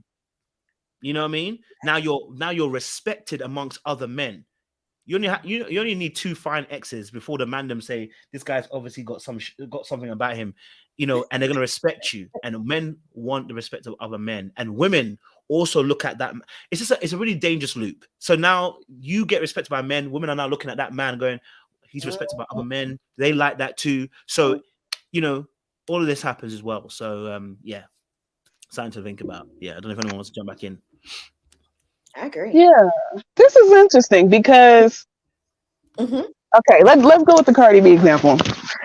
if Cardi B did that, I have to be honest and say it really wouldn't mean much to me. And it's not even because I don't like Cardi, because Invasion of Privacy I thought was a good album, but it's just I don't I don't place her at that level for me. So if she were to say that to me, oh, I would take the compliment. Oh, thank you, and move on about my day. I'm not going to need to shout that from the rooftops because I don't place her at that level. And I think in order for that to work, you would have to slot that beautiful person as having more value than you. Like at some point, you put her on a pedestal, and so it's like, okay, in order for me to be valuable, in order for me to be on her level, I have to go get her so that way everyone can see that now I'm important. You know what I mean? Like I get it. I feel like if that works, you have to think of yourself as lesser than, is like the unsaid implication. I completely agree with you on that one, Dahlia. But I think it's, you know, I just think that's a very valid point. You know, it depends on, and I think it depends on too what you just think about yourself, period. Yeah. If you don't think you are, then why should anybody else think that you are? You know, you have to believe in yourself. And again, I go back to what that Kojo said earlier when I said, and I really do, and I know it may sound, you know, they call me the eternal optimist, but I really do feel like everyone, I know he's going to probably frown when I say this again, and I'll be my last Kojo, but I do really feel like everybody has something special and beautiful, you know? I really do believe that. There you go again with the face. I was waiting for Olivia to tell the truth, but no. That is true. That is true. Listen, I think everyone's beautiful in the name of Thank Jesus. you. But if I tell if I go by the dating Inner market, beauty. we're not on the same level. So and that's okay. Not everyone's made equally. But no, I think just to add, in regards to what you were saying, oh Dali, you made a good point, and I was gonna say it. So yeah, so no. So what's interesting is also you're right. Like here's the thing. This is why this conversation is interesting because it comes back to what you bring to the table, right? I know it's gonna sound mad, but it is what you bring to the table. For instance, like I said, when Olivia comes to the table, or with her beauty, right? I need to slap down stacks of money to let her know. No, this is what my power is. No, because even if we don't like it, the truth of the matter is, you are going to give me value. Ascribe to what society says we're valued by. Women are valued by their beauty, right? Men are valued by their provision. Now, of course, that's not the only thing we're valued by. But we know in reality or truth of life, of course, many people are going to say, that's not me, that's not me. I hear you. But the majority don't play your same game that you're talking about. Most of us are not in the matrix, and I agree. We won't want to play it because we see deeper than just the very surface things. But let's just say as a basic level right now, right? If I come to the table and I'm a millionaire, right? Right. My side of the table's loaded. But if you come to the other side of the table and you are one of the top models in the world, your side of the table is now loaded. Now there's a negotiation, right? But you come to the table and you're facially challenged, and I come with as a millionaire, you got to bring something else to the table, right? You got to have either met me somewhere and maybe we were friends from college or whatever. And I'm not saying that the millionaires always go for the most finest babe, but let's be real. What millionaire have you seen that has gone for a girl that's not fine when they are a millionaire later in life? Not some other people that grew up with their gal. That's different. That's a good caveat. You know what I mean? I can say one for you. I'm sure there's one because there's always an exception to the rule. Well, but the reality of I wouldn't say this. I wouldn't in say America, there's several. Okay, we can say several. They still are the majority. Okay. You know what I mean? That's what I'm going by. I'm going by the majority rules that the majority of men, if they're now a millionaire, whatever, they're going to try and go for the finest babe that they can go for, the finest that their money can take them to get, because that's what they come to the table with. That's their weight. That is what they offer. And so I'm saying that you're right.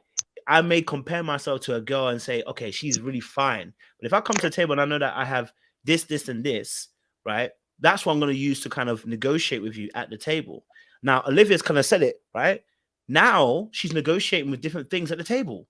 She wasn't doing that at the beginning, and never was I. If I like Nyash, that's what I was negotiating at the table. But if Olivia now negotiates, she's negotiating differently because she requires different things. But when she was younger, she was negotiating like most of us were negotiating. So then you realize even that beauty has such importance, because when you get older and you mature, and I'm talking about maturing emotionally, mentally, and you see that life is just not about beauty, then we can say it doesn't mean as much. But when you're younger, in your 20s and maybe even your 30s, can we say that a lot of people are still focused on what I call the surface aspects of a human being. And so it makes it difficult for people to exit the game. And this is, we're going back to the BBL situation. It makes it very difficult for people to exit the game and not play the game when they can see the majority of people play the game. If you're a fine ass babe, you end up with a guy who has money. It looks like an easy equation. You know what I mean? So it's tough. You know what I mean? It's tough. And how much do we care about other people's opinions? Well, shoot. I mean, if everybody tells you that your girl's a baddie and you've done well, would you not feel validated? If all the women now say to you, babe, you collected a millionaire. Oh my God. And they're praising you. Would you not feel validated? We may not want to have that as a source of validation, but the reality is we are validated by it and we like it, and we all do. You know what I mean? But someone else can disagree or jump in. Jay, I haven't heard from you yet, so jump in and give us maybe a different point of view. Can you guys hear me? Yes, we can hear you, baby. Okay, I was just making sure my headphones is acting right today. Okay, so I'm here for a good time, though, a long time. So I'll just jump right in, and I'm gonna validate all of you guys' points in one. in history over time, women didn't have the rights to work, so to speak, rights to make other things in the world. So when it came to how we were valued, it was based off of our looks, based on not us now in a selfish way, but for our future children, generations. We were deemed to be, you want the most beautiful, most fit, most, in some cases you heard the most childbearing, because if he wanted a legacy of more children, he wanted the woman that was going to have childbearing hips, as they say, or more fertile. So the looks became one of the top commodity for families to go socially and structure, like Kojo says, up in the hierarchy. For women, it was, if I had beautiful daughters, I'm going to be able to mate them to the king. I can present them to the king, and hopefully he'll choose one of my daughters because of the beauty. And so it just carried on to today's day over the course of time. But like what Olivia says, beauty is not that much now because everybody looks at it selfishly. I'm not trying to look good for the generations to come. I'm trying to look good for now, for whatever I want now. I'm not trying to hitch a family because I can go work now as a woman. So I'm just looking good. And we'd love to say, yes, we're not doing it for the men now because we're doing all these other things alongside men. But at the same time, we want their attention. So that's BS when we say it. Because we don't just get in the mirror, because every day we can get in the mirror and put on makeup. Child, I do it at home, and half times I don't even take pictures. Y'all don't never see me. Okay. But for the most part, when we go out into society, we're doing it for other people's attention, regardless if it's to compete with other women against men, or just get a man to notice us, buy us a couple of drinks, or look good for other women nowadays, because you just never know what you into today, okay? But whatever the case is, you put makeup and all these, you put just effort into your beauty, more so for other people. So our vanity is something that needs to be kind of like worked on, because we have evolved to a place that we don't necessarily have to sell ourselves on beauty alone anymore. We come to the table saying, hey, I can go 50-50 with you. I can provide this as far as a family front. My family is this, that, and the third. So it's no longer that I'm just at home with nothing to do but wait on my husband and have his children. It's, I look good on your arm. And like Kojo says, now your boys are looking at you. Hell, it's low key. Now other women is looking at you. Not that we want them to, but it happens because for whatever reason, we as women want things that are not ours, but somebody else's. I don't know if it's from childhood when we playing with our dolls and somebody else come along with another doll and we want their doll. I have no clue what that's about, but we do this. Y'all know we do this, that we all of a sudden, a man wasn't fine until he get a girl. I don't know what that's about. That's a whole nother talk. But, you know, Go ahead. Go ahead. I'm sorry. I just want to go back to something, Kojo, Dr. Kojo, that you just said. What Olivia brings a lot more to the table than so-called looks. You know, I have a brain. I utilize it at all times, and I have a good heart. So it's more than just that superficial stuff. It's the other stuff that you really can't see until you start talking to me and get to know me. Yeah, I know when you first meet people, it's what you see. I get that. But, you know, when you start talking to me, you'll see how genuine I am. There's no phoniness here. And I will make a great partner. Well, you know? Olivia, okay, so if you relate it to like food, that's what I specialize in. You eat with your eyes first. If you're related to food, it's the same thing. You eat with your eyes first. Now, of course, you need that extra. You need, if I can hold a conversation, if I got some intellect, that sustains more of a relationship in the long run. It's just the same as if the food tastes good. Right. But we're going to, you eat with your eyes first, meaning that everything we do is visual first. So a lot of times we're going to attract people visually for them to even find out about us the rest of the way. Now with social media, and then we had, what was it, party lines and all that, where you used to just be able to talk to people and they never see you.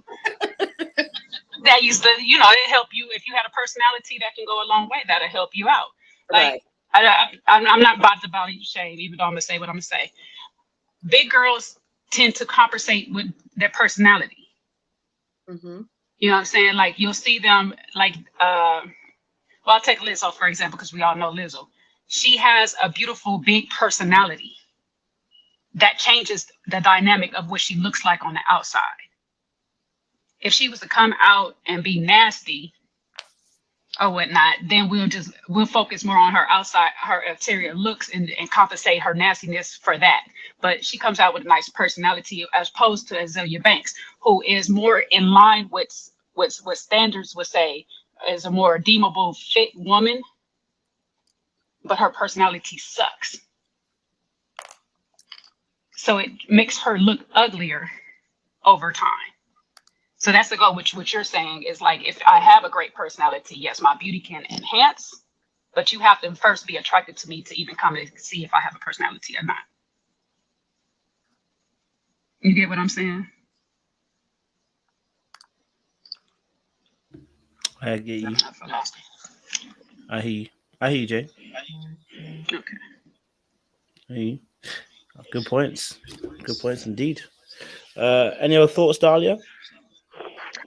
Yeah, I think that if we're talking about beauty and money, what frustrates me is that I feel like they are excellent short-term strategies to get your foot in the door, to get to the point where Olivia's talking about, where you get to know a person's character, you get to know a person's heart, their personality. But if you're using that as a bargaining chip to get you into a relationship or something stronger like a marriage, just terrible long-term strategies, because it's so ephemeral. If this pandemic taught us nothing else, it's that your money will leave you. Like you cannot rely on it. There are people who had years worth of savings that were gone in an instant because they had one long-term stay in the hospital. Right. So you can't rely on the money. You can't rely on the beauty because that's going to fade. So then what are you left with at that point? It has to be based on something stronger, like your character, like your personality. And I find that a lot of times, when we're talking about stuff like beauty and money, we treat them as if they're just always going to be there, and they won't. And I don't understand why we talk like that, as if we don't have as if we don't have real life examples within our own families of people who used to be beautiful, or they used to be fit, or they used to have money. And that stuff comes and goes. I don't understand why the focus is so strongly tied to these two things and not so much more on character, which tends to be way more long lasting. It is more proven that, God forbid, when the hardships do come, if that man or that woman has good character, they will stick it out with you so you can get to the good place again. So anyway, I'll leave it at that.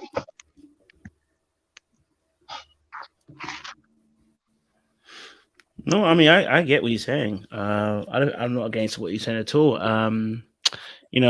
I think, in reality, you're right. Character is definitely more important. The trouble is that the pool of people who are mature enough to understand that, let's say at the 20, at the 30 age range, is limited.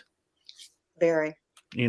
So the maturity is required, but that comes a little bit later on, which is why I used to talk about what we call glow up gates, right? Glow up gates. And here's some of the glow up gates.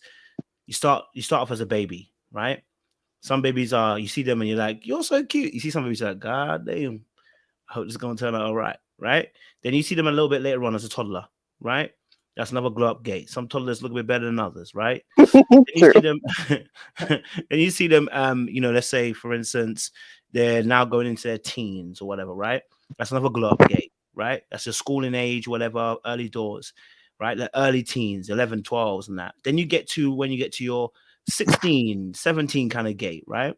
That's another glow up gate. You get to like your 19, 20, 21, when I guess for us in UK, you kind of finish your education officially, in a sense, right? That's your kind of like last of your teen kind of glow up, right? And then real life hits. 22 onwards, real life hits, right? So then you got like 22 to 25. That's another glow up gate. And then you get your 25 to maybe like 30, 35, right? that those different gates are different. There are different times that people tend to blossom, right? So where, for instance, beauty is a huge thing. It's a huge thing between the ages of 16 to, I would say, maybe 25, 30, right? Maybe even 35 if you want to push it, right? Beauty is huge because at that point, the Bible says even, the glory of young men is their strength. The youth of a man, right, is the youth of a man or a woman is what gives them their beauty, their youth, right? So in those stages of time, we're still young, we're fresh spring chickens, you know what I'm saying? Like, y'all got energy to do whatever you're doing, and life hasn't necessarily hit you. Okay, right? And then you get a little bit older, and then life hits you. And as Olivia was kind of saying, perfectly said, which is we go through experiences and we realize what we thought was important is no longer important. And so at that point, dating changes for a lot of people, right? Like even myself at 30, my dating is starting to change.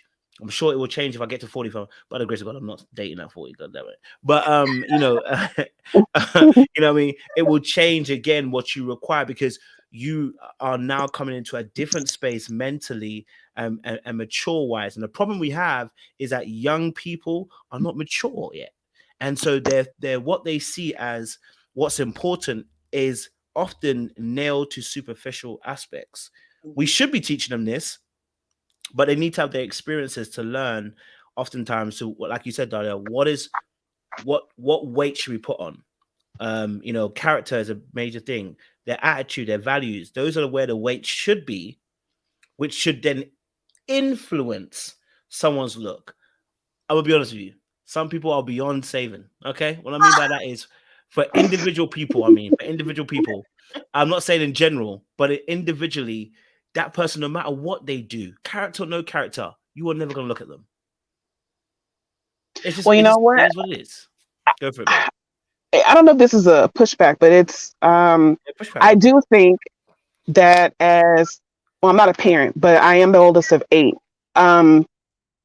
I used to be really focused on looks, and so I would be really hard on myself. And my sister was around to hear that, and so she started focusing a lot on her looks, and I had to apologize to her for basically putting those thoughts into her head where before she was not caring about that.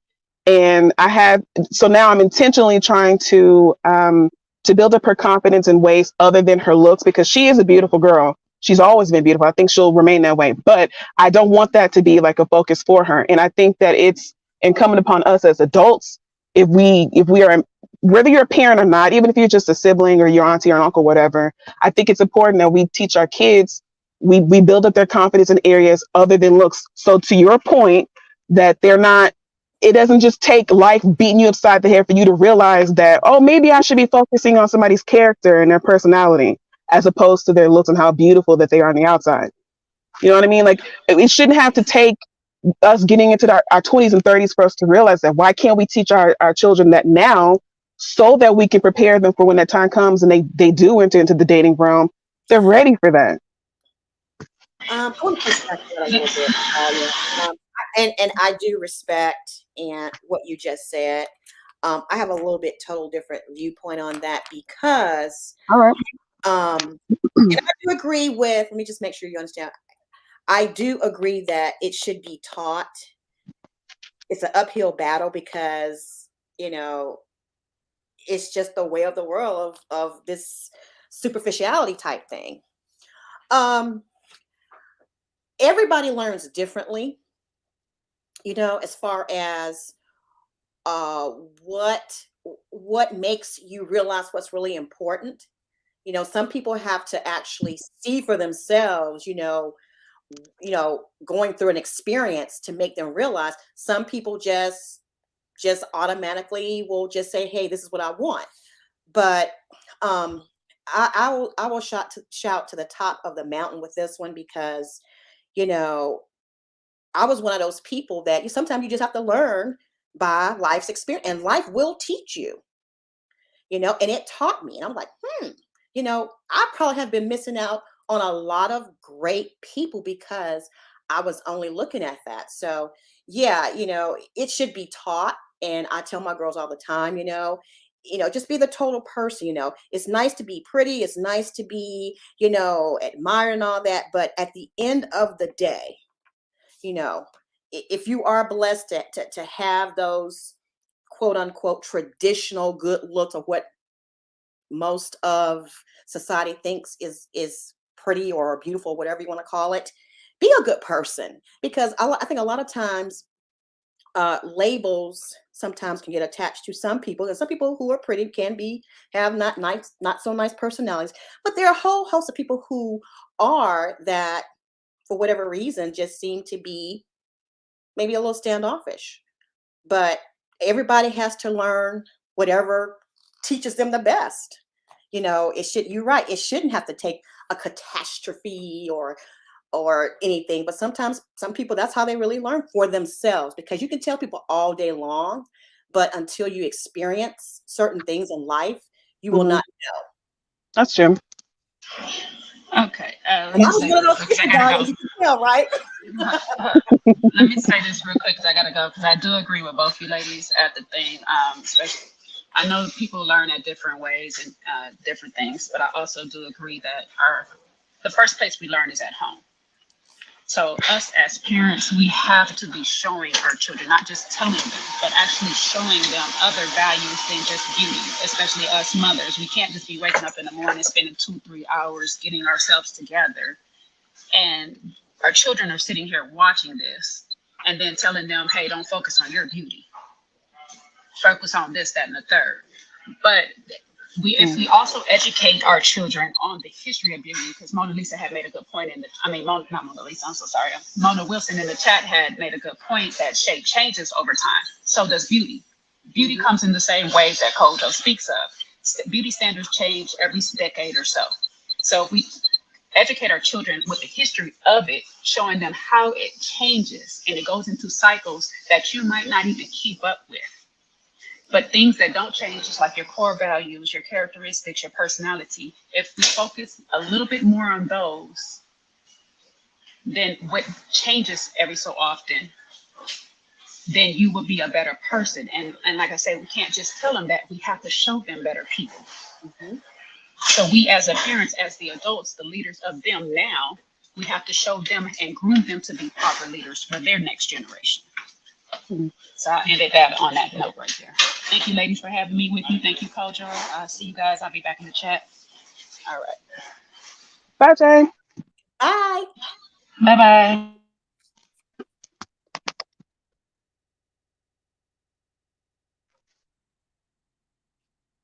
Any other contributions, ladies, before we bounce?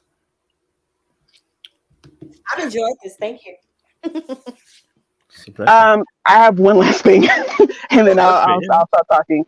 Okay, this is specifically for the men, because I go on some of these red pill videos, which is a stupid idea, but I do. And I'll go in the comments and I'll see a lot of men make the commentary about Chad, about some guys being Chads, like those really pretty men. And I think a lot of men don't realize how important hygiene and style comes into play. So I will say this as it relates to beauty is, to be honest with you, some of it is genetics, but a lot of it is actually the work that we put into ourselves too. When I was making the commentary about hiring somebody who looks put together, I didn't mean that person is like genetically the most beautiful person. I meant the person who actually puts in work to be an outward reflection of how they feel inside. Right. If you are somebody who's put together, you're somebody who you shower daily, you clean your nails, you brush your teeth, you wash your hair like it's clean, it's kempt, you have a brightness about your face and your eyes, you got a smile on your face, like those things, to me, they enhance whatever looks that God has already given you. And you can gain so many points in society's eyes by just doing that, which they'll dismiss and say, oh, whatever, that's the bare minimum. But it's not, though. There are a lot of people who maybe they didn't get that teaching at home. Maybe they didn't have mothers or fathers who were there to properly explain to them how to take care of themselves. So they go through life thinking that people just don't like them. It's like, well, no, you stink, sir. And I'm not saying that to be mean. It's just that, like, you taking care of yourself, that is important. It is a part of of beauty. So that's that's it. Just want to say that.